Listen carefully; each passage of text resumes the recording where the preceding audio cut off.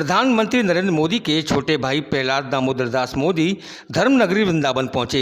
रविवार की देर शाम पहुंचे प्रधानमंत्री के अनुज ने जहां जग प्रसिद्ध ठाकुर बांके बिहारी मंदिर में दर्शन और पूजा अर्चना कर आशीर्वाद लिया, वहीं संतों के साथ भी बैठक की। वहीं संतों से देश में वर्तमान में द्विधर्मियों के कारण उत्पन्न हालातों पर चर्चा की।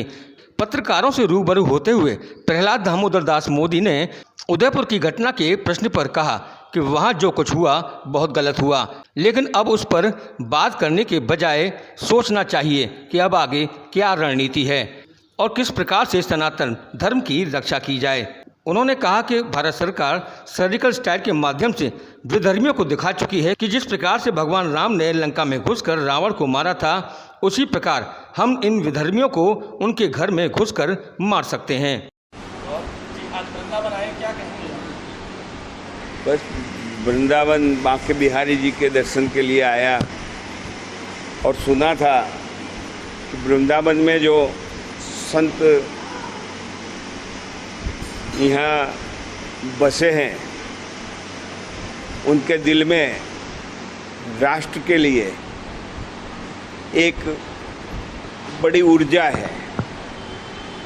तो मैंने सोचा कि जब मैं आया हूँ तो मैं संतों के दर्शन करूं, संतों से वार्तालाप करूं, मिलूं और आने वाले दिनों में विधर्मियों के द्वारा हमारी सनातन परंपराओं पर जो वज्रघात हो रहा है, इस मामले में संत समाज की सोच क्या है, ये ज्ञान लेने के लिए मैं भैया जी महाराज के पास आया।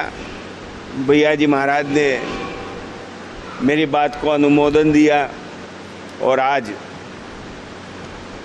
आनंद आश्रम में एक मिलन समारंभ जैसा संतों के साथ रखा है। इसलिए मैं भैया जी महाराज के यहाँ के जो संत अब आ रहे हैं, उस सबका बहुत बहुत ऋणी हूँ। धन्यवाद। राजस्थान के उदयपुर में जिस तरीके से कन्हैया नाम के टेलर की निर्मम हत्या की गई, उसके लिए क्या कहना चाहिए? उसके बाद अमरावती में भी ये जो कुछ हुआ है वो अच्छा नहीं हुआ है। उसकी बार बार बातें करने से कोई फायदा नहीं है, लेकिन हमें क्या करना है ये सोचना है, और ये सोचने के लिए ही मैं संतों के साथ आया। मथुरा श्री कृष्ण जन्मभूमि को लेकर विवाद चल रहा है, साहित्य मंत्री उठाने की मांग है, न्यायालय में वो बात वो दाखिल है, क्या कहेंगे इस बारे में? ये सब न्यायालय का मामला है, इसमें हम पामर मनुष्य कुछ भी नहीं कह सकते। और हमारा संविधान भी कहता है कि जो न्यायालय में बात चल रही हो उसमें हमें राय देने का कोई अधिकार नहीं है, इसलिए इस मामले में मैं कुछ कह नहीं सकता। अभी वृंदावन में संत धर्मेश्वर जी को धमकी भरा फोन आया था, जिसमें उन्होंने कहा था कि आपको भी जान से मार देंगे और पीएम मोदी और अमित शाह गृहमंत्री को मार देंगे, और कायदा के सदस्य बताते हैं। क्या कहेंगे इस बारे में? लगातार तो धमकी मिल रही है। देखो, धमकी देना ये पामरों का काम है। ये विधर्मी लोग हिंदुओं को पामर कहते हैं, लेकिन पामर वही है, अकेले इंसान पर वार करना,